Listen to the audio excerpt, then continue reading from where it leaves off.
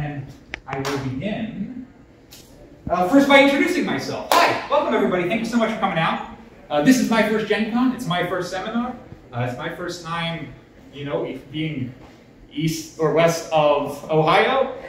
So this is really exciting for me, and it's exciting for all of us. We love GenCon. My name is James Ruth. I am the community manager and frequent game master for a community known as the QUEL realm. QUEL celebrates its 10-year anniversary next year, so we've been running games on the East Coast, mainly in Maryland, and then later Pennsylvania, a little bit New York, and up and down the East Coast. And we are a community that is built on basically connecting people for friendships and social connections, as opposed to just find a place where you can play a board game. We are gamers that want to build bridges, personally, interpersonal bridges. We want to make friends, right? So one of the big things that we do at QUEL that we've been doing since 2014, I think, is these community campaigns. They have sort of organically grown into their whole thing to the point where we've now run a bunch of them, and having run 3 of them at this point, I am qualified to tell you now what a community campaign is. So, if you have a community, first off, you do need a community. If you don't have a community, you can't run a community campaign.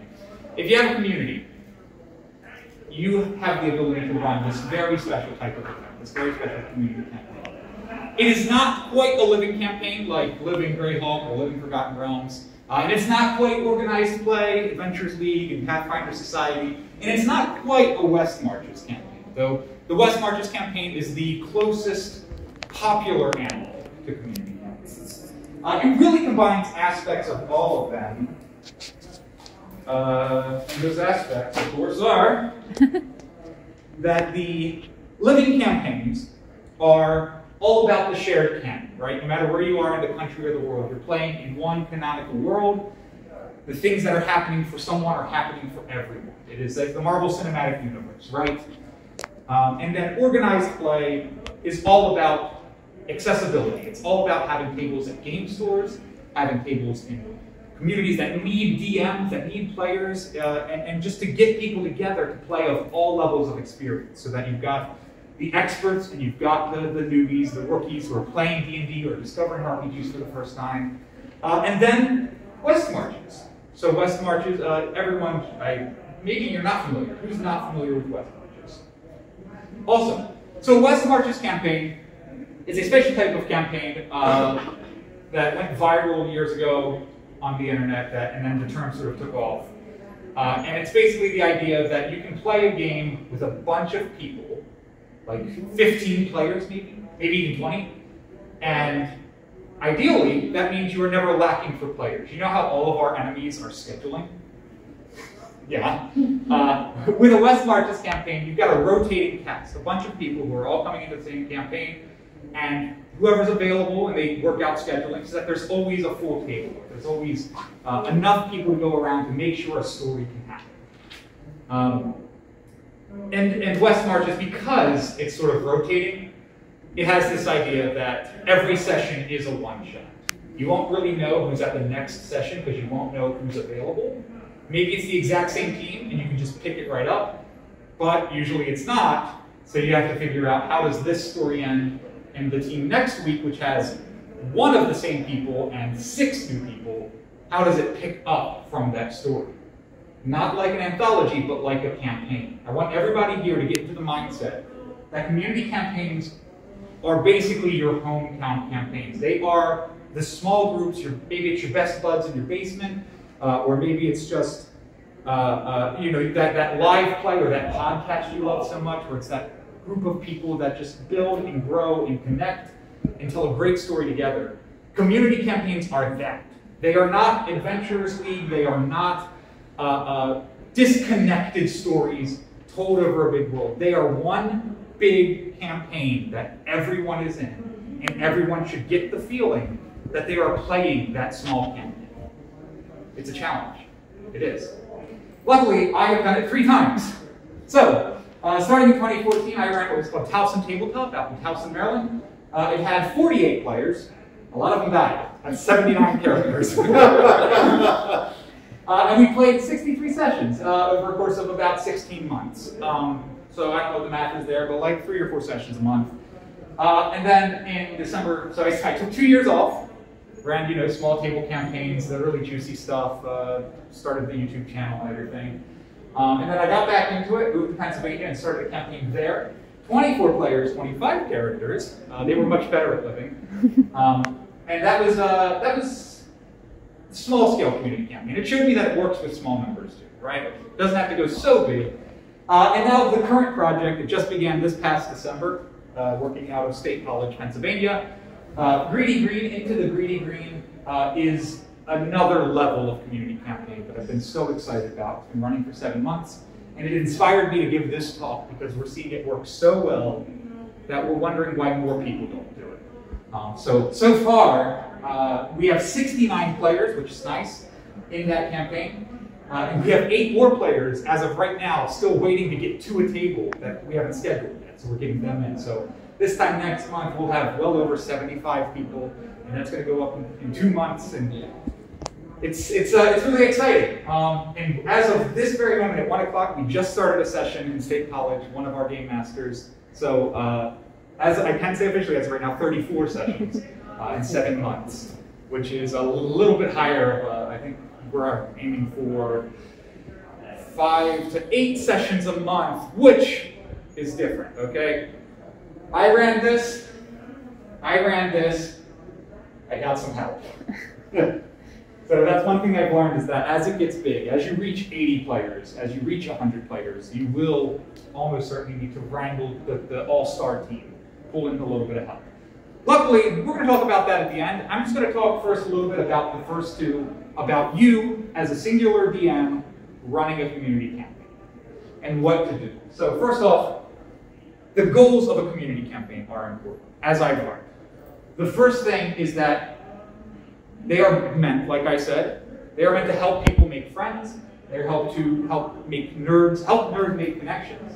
Whether that's if you're running sessions at the local game store and people are meeting each other, maybe you're just holding them at your house with your own friends. If you're like me, you've got a couple circles of friends who all like playing, but they don't know each other. You can use the community campaign to bring in people from different circles and they meet each other. But yeah, so ideally the number 1 goal in a community campaign is to build a community so that everybody is coming together, they're meeting each other. And then of course, the second goal is to make sure everybody has a table. I have had the experience several times of moving, discovering the new local game store, and it's pretty active, and they've already had campaigns there for months, for years, maybe decades, right? You're the new person, they've already got their crew, and maybe you're like, do I start something new? Do I try to meet one of them and befriend them to get in? And the idea is that a community campaign, especially when they're held at game stores, is inviting of everyone. Nobody should be able to walk in the door and feel like they can't sit down and join your story right now. And make friends, especially if they've moved. I've underlined these 2 because you'll notice the first 2 goals are social goals.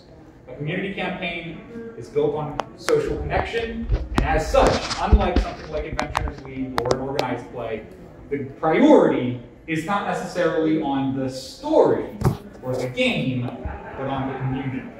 And so that's a little bit of the thing that differentiates it a bit. But we do love the story because we want it to feel like it's your home table. We want it to feel like your character's going on an arc. They are telling something worthy of being on a podcast or a live play or a Twitch channel, right? The real essence of D&D stories, or I should say that this all works in any RPG system, but you will find, as I have, if you're trying to get 80 people together, D&D is going to be the thing they all play. If you're not at GenCon, you're not going to find that many people in your community playing the same RPG. It's like the lowest barrier through line. Lowest barrier of entry, exactly. And thanks to 5th edition being a little more simplified, it helps get people in, new people to the system. So yeah, so engage everybody in party agnostic adventures, because like I said, you won't know who the party makeup is. Navigate their arcs and help them feel like they've completed a story, and allow them to make an impact. Basically, the anti-railroading clause. It's very easy to just create a story, know how it goes, and plug them in, But if you want them to feel like they're in a community, they should feel like their decisions are affecting everyone else in the community in some way or regards, and that they themselves are picking up things from their community. So, goals 1 and 2, these are the social goals, right?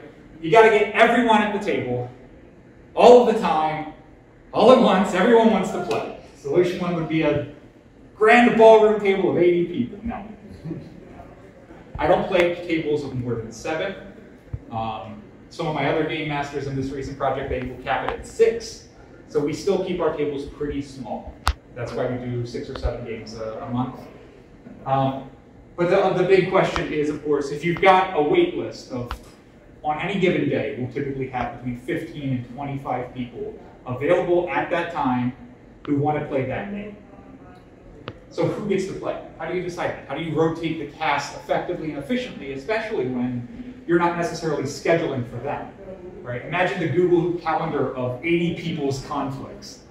You can't schedule for that. So you have to schedule and spread it out, try to get some weekend games in, try to get some weekday games in, and then who can make it, can make it. And if you're spreading out the days and the types of games and times, you can try to get everybody accommodated for. So here's how we have sort of figured out how to fix this problem.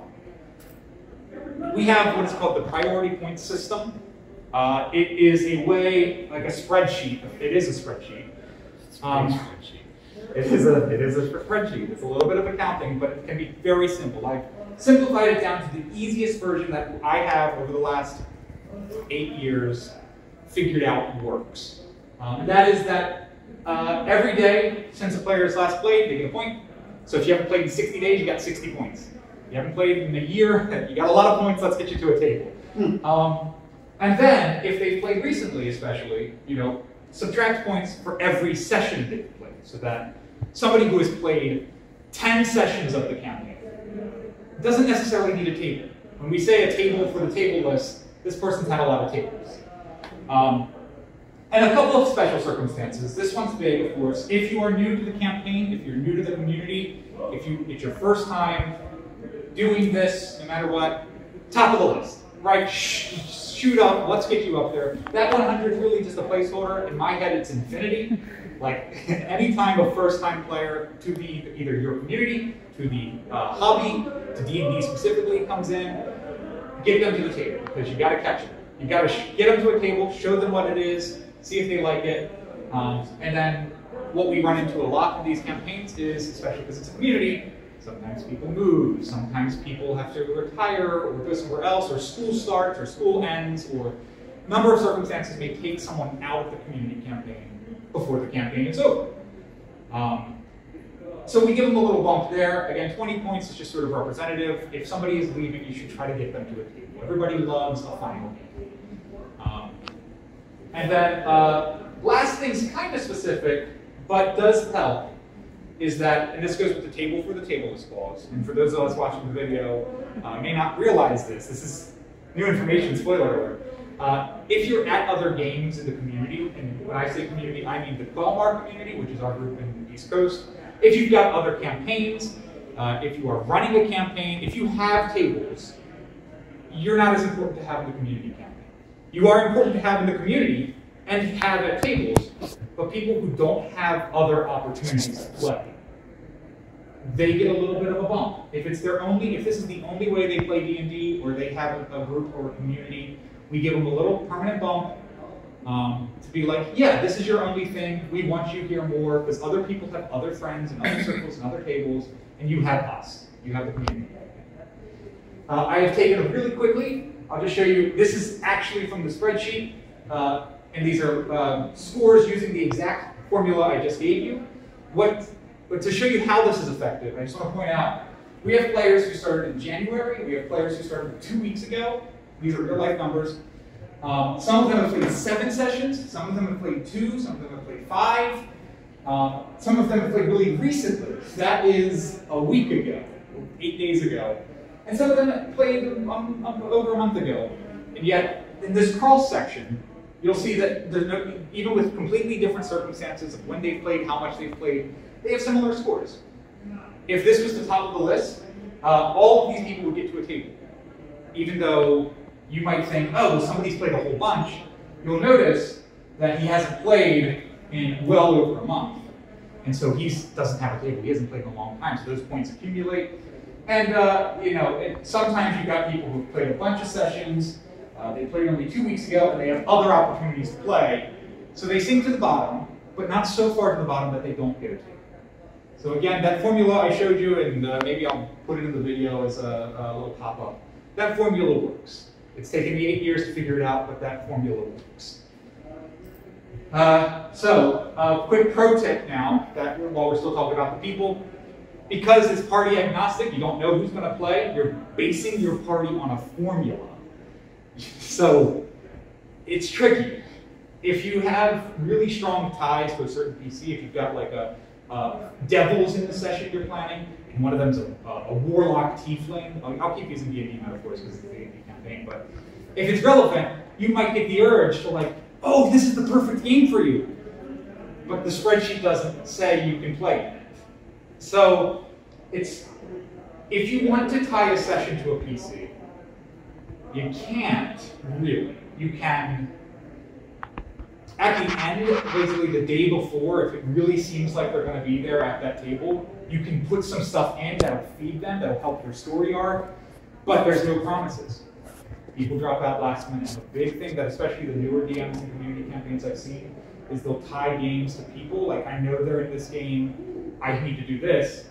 They drop out, suddenly all the stuff that they would love, that their character should see and experience, is happening without them. And everybody else gets that story, not them. So, if you're going to do that, be comfortable with that material, knowing that they may not experience it. And there's benefits to that, of course, as well. If a bunch of players meet a bunch of devils, and then they meet the Tiefling Warlock, they'll be like, oh my god, you're a devil, like these devils. So there can be benefits in tying in thematically and helping players experience each other's stories. Just pro tip number one, above all else, it's the pitfall I see all of the time. Don't do player-specific stuff in sessions if you aren't okay with them completely missing it. Pro tip number two, though, is don't get attached.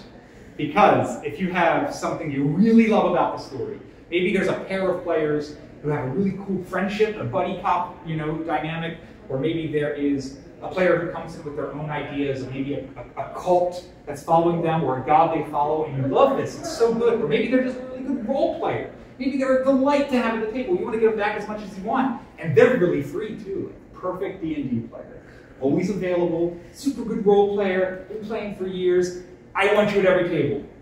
The numbers won't let them. So you have to learn that if you want the entire community to be, as equally engaged into this campaign, you have to understand that it's everyone's campaign. Any attachments you have to plot hooks and characters, dynamics, all the cool stuff that we love about our small town stories, the big break in the big campaigns is that you can't get attached. Now, obviously I thought for the really big ones, 60 people, 80 people, as it scales down, you can get a little more attached, you've got fewer people, maybe you got a lot more repeating players game to game, but that's not quite the community campaign on this scale. So if you're going big, remember that the numbers, the spreadsheet, the priority list helps everyone play. So now that we've talked about what's around the table, the players, and how to get them there, real quick, I just want to talk about what is on the table. How do you tell a community what is a story that can serve the whole campaign? And Adventures League sort of does it right. Right, when they moved to Adventures League, they decided, well, we're going to have everybody in the world in a campaign. We're all playing the same story inspired by our latest release. We're all going to hell. We're all going to the Underdark. We're all going to fight dragons. And it was great because no matter where you went in the States to play in Adventures League, you knew what to expect and you knew that everybody else was doing the same thing. And it felt like you were part of a shared story. They do, however, keep it very simple. If you look at the first 3 seasons of Adventures League, it was like entry level, as simple as possible stories, right? There's dragons attacking, there's elemental cultists attacking, there are demons attacking, and then they put it in the Underdark. So it was actually demons in the Underdark. And they learned that they can make it more interesting if you spice up the environment, right? So if you go back to the most recent one, it's like the ancient aliens. This is a gross simplification, but they're attacking you, but it's snowy. You're in the Arctic. And that's where it can be fun. So what I've learned by following this over the years is that you've got this bubble that the story exists in. You want everybody to be engaged inside the bubble. You, as game masters, can decide what that bubble is, what you want to do, what things you think you're comfortable with. Is it an urban bubble? Is it a jungle bubble? Is it an Underdark bubble? So if you've got a setting, a limited setting that everybody lives in, and you've got some sort of theme, demons, dragons, aliens, you can encapsulate the encounters, encapsulate the stories, and so no matter if you played in session 1 or session 53, you can connect on something. So that somebody who played in January and somebody who plays right now this very second for the first time, which is several people, have something that they can connect about. In our instance, 3D Green, it's jungles. We've set it all in a big jungle, and we've thrown a bunch of dragons and goblins and greedy creatures in, so that you know that you are going to encounter things that live in this realm. Elves, rivers, forests, trees, dragons, and so we call it the Greedy Green campaign.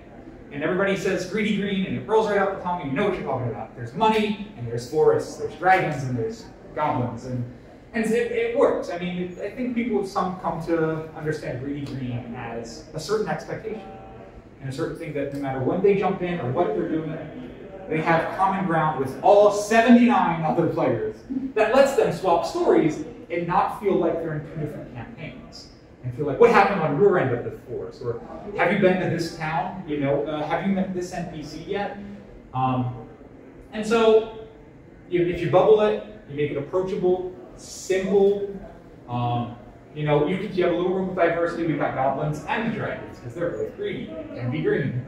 But ultimately, approachability and digestibility is important. And then goal 4.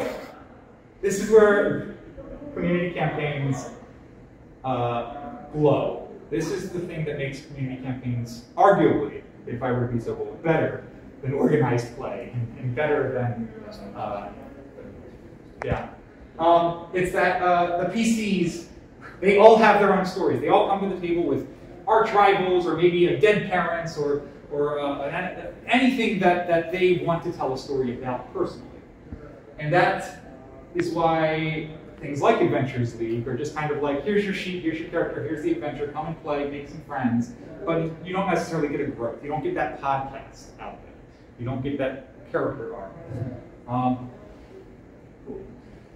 And so, when you start connecting them all, when you start connecting all of the dots, it is overwhelming. If you are to do it like I did in my very first campaign, which was a corp board. I realized I had 10 people I had to manage, so let me figure out who the players are, what they have connections to, and then there's 20 people. And then I got to figure out who are they connected to, and then 30, and then 40. Corp boards don't work.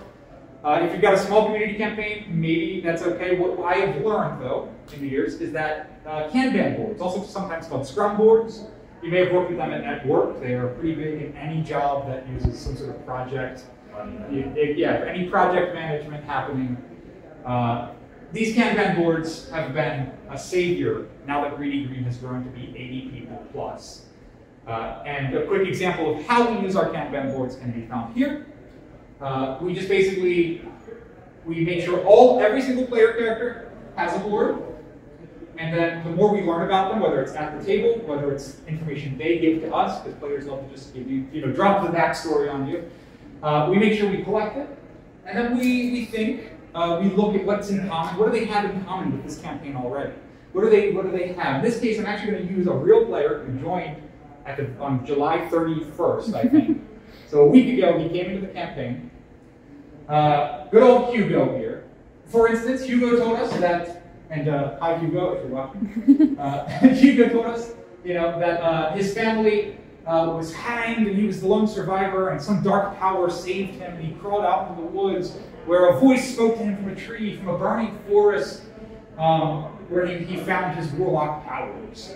And funny enough, we already have something called the Burning Forest in our campaign that another player invented. All right, Hugo's from the same Burning Forest. Now, 2 people in our community who have never met, at some point, may discuss this Burning Forest. Have you been to the Burning Forest? I'm looking for the Burning Forest. And then again, we've got a red dragon, whose whole thing is everything will burn. He comes to towns and he burns and pillages them. And you've got this warlock who is told by the voice to make them all pay and burn. And we've got this dragon doing the same thing. Is the patron talking to both of them? Does that NPC dragon in him have something? So in the last week, we're connecting dots because Hugo's just joined and we want to get him into the campaign. We want to make him feel like this campaign was built for him. It's really built for everyone, right? We just connect the dots like this. In Trello, this is a Trello board. If you've ever used Trello, www.trello.com. If this is a video, I'll make it pop up here. Trello lets you do exactly this. This is the Trello board, and it also lets you connect like a wiki, links, so that in our case, since we have multiple game masters, if you are looking to figure out, okay, well, who is this black dragon I mentioned? Oh, it's this black dragon. We'll click that. The black dragon, where the game masters are taking notes of. What is that black dragon connected to? He's connected to a couple of players. We've got a couple of people who's, sometimes, if they're generous, the players will be like, my town was killed by a dragon, but they won't tell us which dragon. It's like, great, let me go to my shelf of dragons, let me grab a dragon that's really important in this campaign, boom, here's why your character's here. And now, campaign's built for them too. So, when it comes to the player arcs, we cater to them. It's really easy when you're just getting started and you've got 10 or 20 people. You may not need the Trello board, but it's important in a community campaign to give everybody equal attention and make sure they feel that their story is being heard and being told in their adventures. And then last but not least of the goals, we want to make sure the players have an impact. And we're all DMs of various experience here. I'm not going to be like, oh, if the players burn down a church, that should have an impact. Yeah, of course, it's D&D. Everything you do makes an impact. I'm talking more about the community, about the community of players having an impact on the story we are telling, having a bit of the reins, if you will. So this often happens because these groups can start to get so big that you've passed the group chat level. Suddenly you've got side conversations happening and you need something more. You need a Facebook group or a Discord channel, a PBS board, or a website, a wiki, somewhere where the players can now gather and talk about the adventure in different channels, maybe team by team. These 6 players who played on this adventure know this. Maybe they want to tell everybody else. So having some sort of experience out of the table where players can feel connected to the community is important. And it's not quite as important for the reasons you might think. It's important because we want, actually I think I got these slides out of order. There it is. It's important because if they are talking about it out of the table, if it seems important to them and they're bringing it up, then they want to see more of that. And you as the game master can lean in on it. The silent lurker watching the conversations, seeing what they like, and building it into the story going forward. That, however, does mean that you're looking for conversations to listen in on. So, what I do encourage is to let the players naturally form those conversations. They might make guilds, they might make assassins teams. The 4 rogues in the campaign are all like, let's get together, we're a guild. They might have their own little private chats and their alliances and their cliques. That's okay. Players love to connect with each other, and if they are splitting off, it means they're forming stronger connections with other players. And rule number 1, the thing we want more than anything else in a community campaign is people to connect, for them to make friends. And to shutter that sort of thing is, I don't know, it's ballsy, and it's saying, don't be private with him, this is everyone's campaign. And it is, which is why you should not engage them in their private spaces. The second you start to talk to them, for example, in a Discord channel that a group of players has created privately on the side, the second you start to talk to exclusively them, you're robbing the community. Now these players have more adventure than the others. They have something that's just theirs that everybody else misses out on. And again, we want to engage everyone equally. So let them talk, let them do their thing on the side, but if you are going to engage them, do it somewhere public. Do it somewhere where people can know, oh, so this guild is having a conversation, and they're doing this thing. This guild looks cool, I want to join this guild. Are you guys like forming a team? Like, can I join in? The guilds are really effective, but you have to make sure you are not servicing them specifically or more than you are servicing the community as a whole. Also, don't tell them to make this. Again, a lesson I've learned.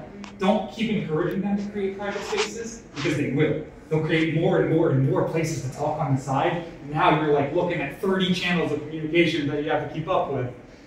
Just trying to keep an eye on all the players and what they like and what they're talking about. And good God, you don't want it. So let it organically happen. Don't tell them to do it. Yeah, we just did that one. So I'm going to real fast pass it over to Dave here. Dave is so graciously one of the other DMs in Green Green, the first of the community campaigns that brings in extra DMs to help tell the story. This is also Dave's first time running a community campaign. Well, not exactly. Well, A community D&D campaign. yes, that's very true. So Dave has a lot of experience with LARPs. Yeah, So he's been able to bring that to the table. I'll give you a little bit of my background. Thank you, James. Yeah. I'll give you a little bit of my background, touch on a couple things and maybe clarify that one. My name is Dave. I have been gaming for about 20 years. A lot of tabletopping, a lot of different systems. And I played in James's smaller campaigns, the one prior to Greedy Green. Greedy Green rolled out and got really big really fast, and he asked me to come in and kind of give him a hand with it. Had no problem with it. Got a really solid handle on 5e. I've run it, since its inception. I played the beta on the way to the GenCon that the actual one was released. So,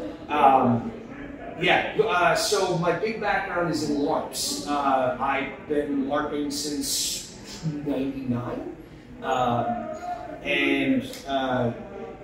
The LARPs that I was a part of were anywhere between 150 and 200 people, running over an entire weekend, over the 1 weekend a month, over the course of the entire year, with longer events on Labor Day weekend and Memorial Day weekend. So, what I quickly got into with that is the plot committee, which is kind of what we've created here with Green Green. And I was a member of the plot committee, and I was also in charge of the plot committee. So I had a team of about 5 or 6 GMs, basically on the plot, and it was my responsibility to manage multiple storylines over the course of the campaign. It's a living world. That's what LARPs really are. It is a living world in real time. So when James asked me to come on board, and we discussed the paradigms of Greedy Green, and he kind of laid this out for me more or less impromptu. I didn't get a PowerPoint. It would have made a lot more sense. It struck me, I saw it. I saw it the same way I saw it through those LARPers' eyes, right? You see that, and that's what I never got with West Marches or with the Adventures League, is that engagement of the player on their individual level, but as a community. And that's integrating that into it. Here is one of the stumbling blocks that I've seen with a lot of GMs, right? Is you have your story, right? You see it from start to finish. Don't. That's the biggest thing I can tell you. And let yourself absorb what the players have to give you. And that's why the Trello board and doing it that way, that's a technique that I had never known before. And it works really well. I'm really bad at updating it. James is perfect at it, so I just feed off of him. Strengths and weaknesses. What I brought to the table is probably 2 days after he said, hey, will you help me with this? I went, awesome, what's your paradigm? Here it is, but exactly what he showed you, right? Here's my world, here's Green Green, here is the particular continent. And he said, and so this is what I'm trying to do. And I went, great, I need more. So I brought him. 3 days later, I went, here you go. Here's a whole bunch of back history. My degree is in history, and I love it. I love building that foundation, right? But what you have to really take out of it is you build the foundation, but you it's a death of the author, almost, kind of. You hand it to the players in those individual sessions. It's great to have the overarching storyline, but build it as you go. You really, what are their intentions? What are your big bad evil guys' intentions? Where do they want to go? What are they trying to accomplish?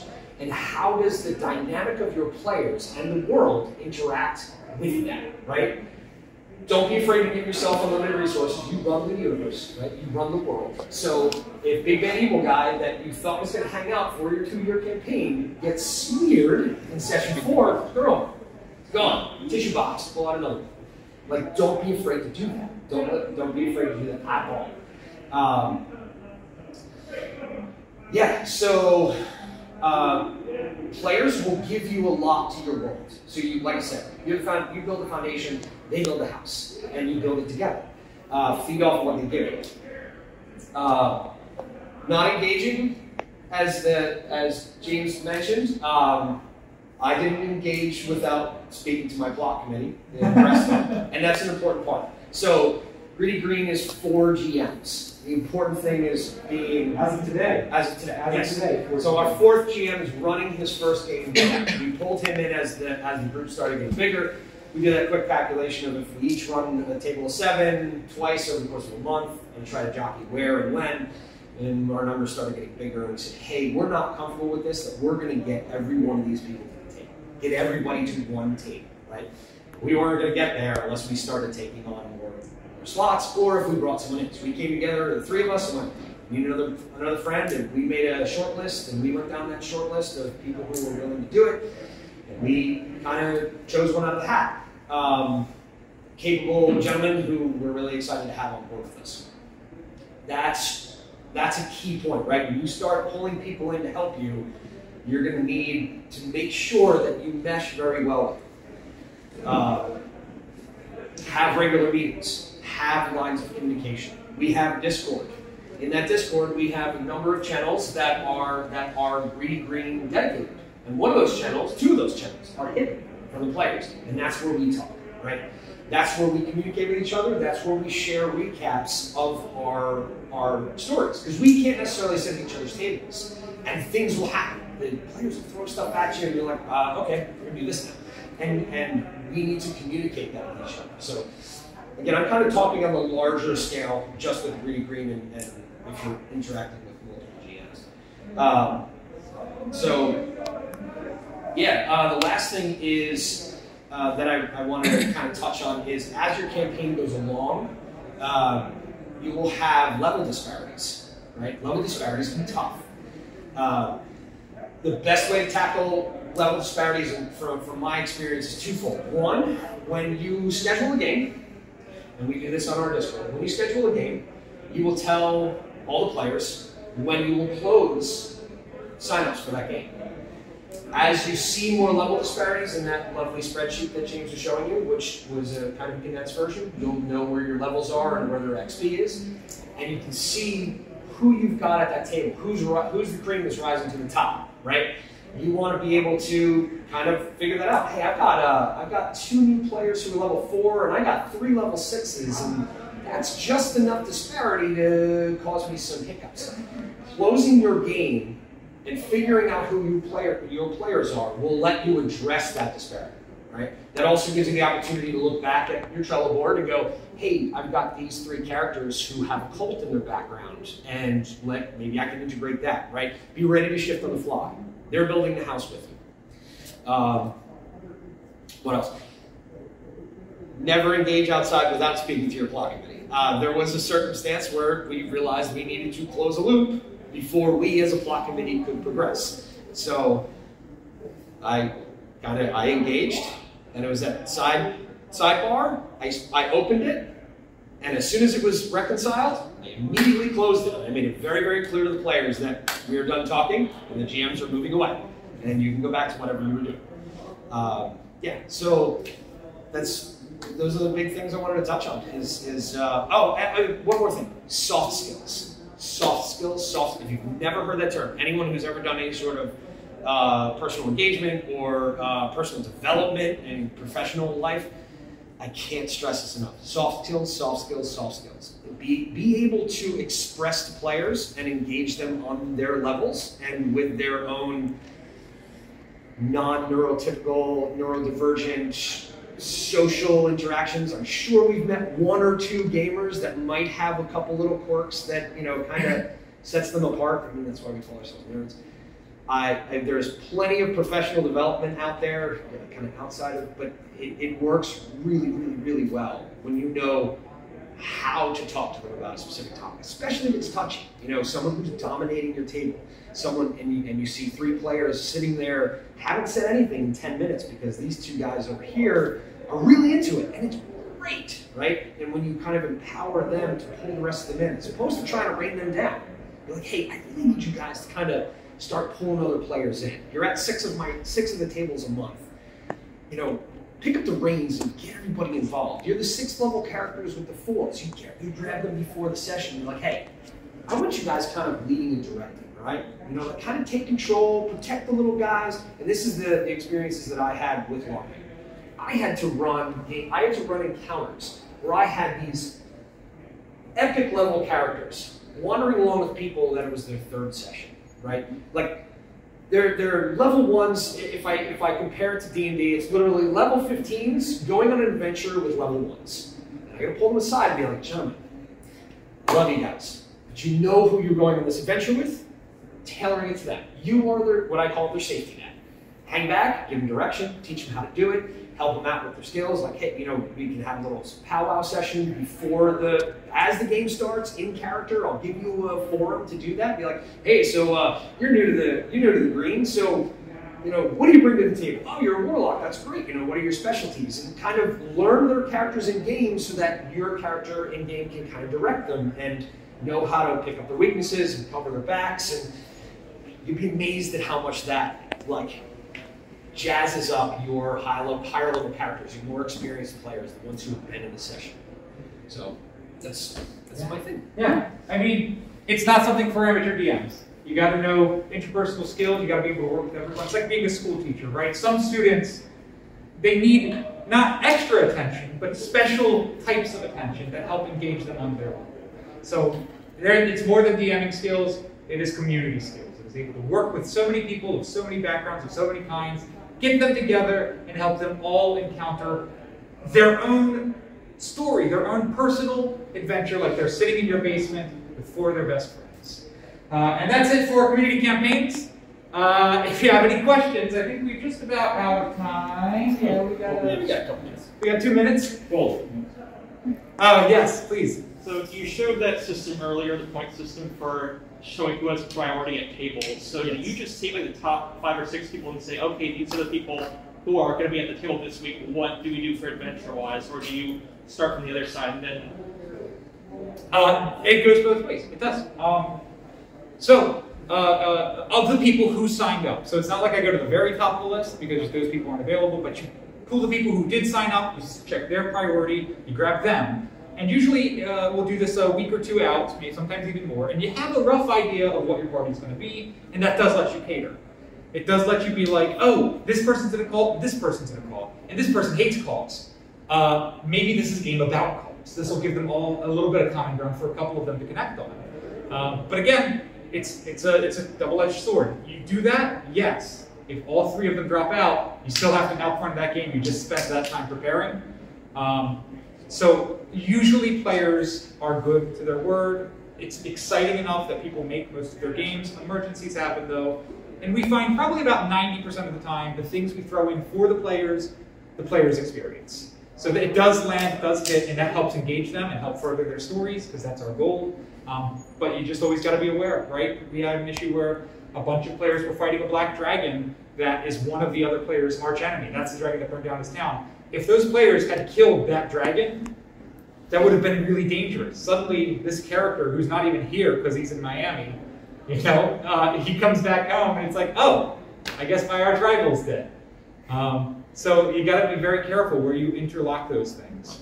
I guess on that same note then, does that mean you have to wait until all those characters could get together to finally fight that big black dragon? Or would you just have to, Depends on how badly you want it to happen. Again, like Dave said, you are the master of this universe, and these are all guidelines, not hard rules. If you need to bend them, and you need to make sure that this player, maybe he doesn't have a super, super high priority, but it is like, you really need his black dragon to die for reasons.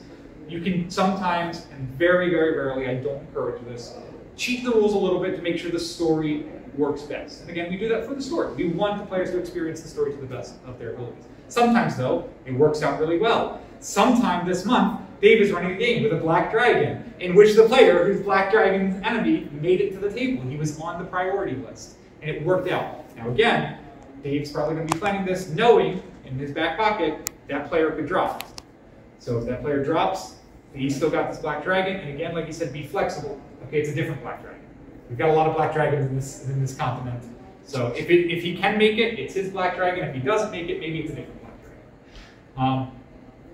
Yeah, so following up on his question then, how do you get information for scheduling games, and how long do you lock down that list, that sign-up list before a game? Yep, we will post our game sign-ups as soon as we confirm with the space. So we have several game stores in town that we run at, which has been really nice. We do it at multiple game stores, and those game stores get to sort of collaborate with each other at that point. So it's sort of community on a larger scale. But as soon as we lock in the space with the game store, we let the players know, they can sign up. We lock down tables anywhere between 7 and 14 days ahead of time. So the typical schedule is like a month out, we'll know the game's there. 10 days before the game, we'll lock it down. Sometimes a week, sometimes even sooner or later. Again, stay flexible, but that's our typical time frame. So that we have about 10 days to prepare a game, because sessions take time, right? If you lock it down 3 days out, and then, geez, you have 3 days to make a game just for these people. So we tend to lock it out at least a week ahead of time, maybe more, to give us the time we need to make sure those games are worth playing. Yeah, I'd say I have any one of my games probably 75 to 80% complete before I lock it down, right? I purposely leave it open, and it might shift completely depending on who I get at the table. So I only have about 75% of my material done. NPCs, NPC cards, minis, maps, treasure boards, things like that. That's set, but I can shift on the fly. The idea is that I have that week to shift in order to tailor it, like cults, or is it the dragon, is it not the dragon? It doesn't matter, because it's a mechanic, it's a flavor, it's flavor versus mechanic, right? So, the other thing I wanted to mention too is, since we have 2 gaming stores that we team with, it's important for us that they can get that out too.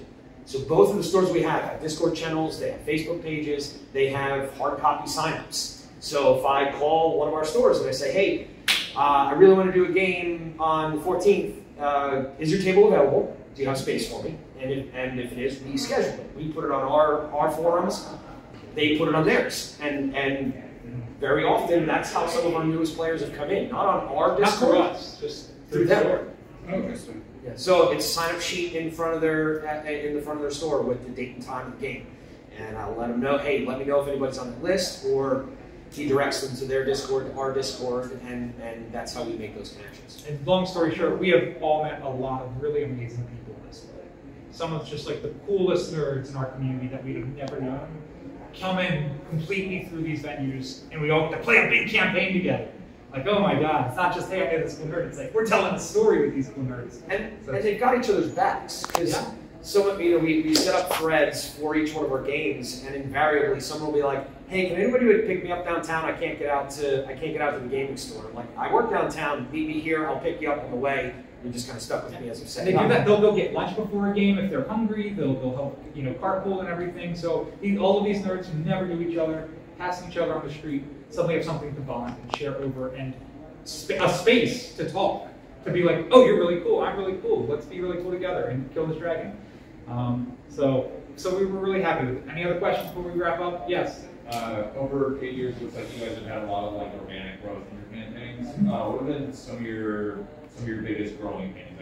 Growing pains, wow, yeah. I think figuring out the priority point system was a growing pain, especially early on back in 2015, 16. When I still was figuring out, well, who deserves, there was a lot of pushback, right? You'd get somebody to the table who hasn't played in a month, and then somebody who played every time this month. And it's like, why didn't I get to play? I haven't played in a while. And the beta system is like, well, this says he should be playing. And then you got to trust your intuition and be like, well, no, he shouldn't be playing. Like, let's get this guy in, and figuring out how to make the spreadsheet show what you need. So that was a huge growing pain, figuring that out. Another huge growing pain was realizing that players will leave sometimes suddenly. Every single session you hold could be a PC's last session, right? So if they leave and there's a cliffhanger, or they leave and they're stuck somewhere, or they leave and it's just not fulfilling at the end of the adventure, they don't get an ending of some sort to that adventure, then they go move away, or they stop playing, and then their character's in limbo. And if they are a returning player and they've already built some stuff up, you've got some enemies, maybe this town they're from, all of that's now in the trash. That guy's not here, we're not helping anyone with this information when we can put that energy towards the existing players. So it does happen. Sometimes you hit dead ends, and that's why I say don't get attached, because you never know. So you gotta love what you do, but you can't love it too much. Just one thing I want to touch on, getting back to like the coordinating an event. The beauty of that point system that kind of caused the composite score when I'm talking to players is that composite score is when we post something up, when we post an event up, it takes that first come first serve out of the equation, right? So we have some very, very on the ball. For example, the game that I'm going to run next week, I posted it up. I noticed there was a spelling error, and I went back in to do an edit. It took me 15 seconds to do the edit. I had 5 people already signed up. It had been up for 15 seconds, and I had 5 people signed up for it. For Game Masters, it's a dream. You always have players, and they always want to be in the story, but it's a lot of people. And those people who are those first 5 or first 10, you'll see it consistently. Every post we put up, bang, they're there. It takes that out of the equation where the people who are like, I work, and I can't be on my phone checking a website or checking for a post on Facebook or Discord or whatever it might be. Some people live on Discord. Yeah, live on Discord. Second to sign up goes up there. The first to sign up. We just first come, first serve. Good God. Yeah, we would have like the same 10 or 15 people at every one of our tables. So building that composite system, that scoring system, where they know, sure, sign up for every game if you can make every game, but understand that you're not going to get into every game. I think they are. We tell them we aim to get them at least one game, and that's what we aim. All those people who played, I showed you, they all played in July. July 1st and July 28th. They all got one game in somewhere. But that's our talk. Yeah, we gotta go. If you have more questions, we're gonna be cleaning up and be around here. We're happy to talk to you about our experiences. Anything else you have to ask about or around. We are all about community, so like, hey, welcome to our community. We're all community now. And I do have cards for people who are curious more in what we do.